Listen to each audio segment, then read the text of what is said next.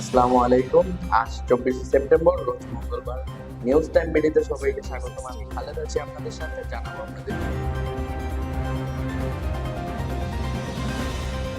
দেশের রাজনীতিতে হস্তক্ষেপ করবেন না সেনাবাহিনী, ১.৫ বছরের মধ্যে নির্বাচন হতে পারে। কক্সবাজারের চাকুরিয়ায় ডুল হাজিরিয়ায় যৌথ বাহিনীর অভিযানে সন্ত্রাসী হামলায় সেনাবাহিনীর লেফটেন্যান্ট তানজিম সরোয়ার নিহত হয়েছে। স্বাভাবিক পার্বত্য চট্টগ্রাম খাগড়াছড়ির সঙ্গে সড়ক যোগাযোগ চালু।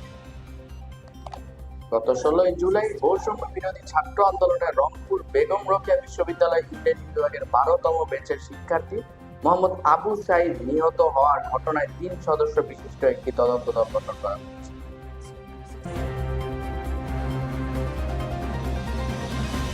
এখন খাগড়াছড়ির সংবাদ।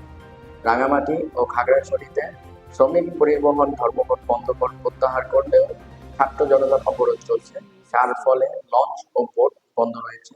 তবে দূরপাল্লার যানবাহন, দোকানপাট ও শিক্ষা প্রতিষ্ঠান খোলা রয়েছে। সতর্কে রয়েছে সেনাবাহিনী।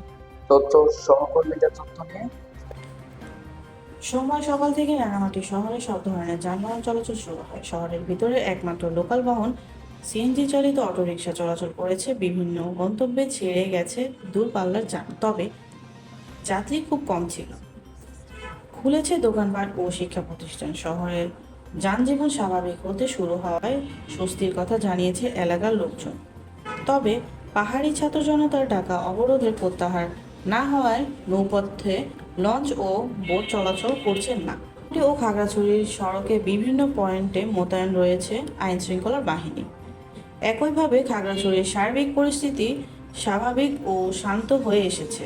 জনজীবনে ফিরেছে স্বস্তি। শহরের সাপ্তাহিক হাটে ভিড় জমিয়েছে সাধারণ পাহাড়িরা। এদিকে পাহাড়ি ও বাঙালি ক্রেতাদের পণ্য কেনাবেচা করতেও দেখা গেছে।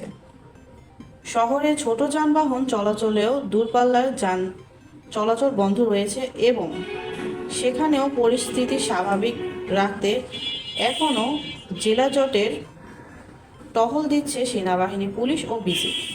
পূর্ণতা চৌধুরী, নিউজ টাইম বিডি।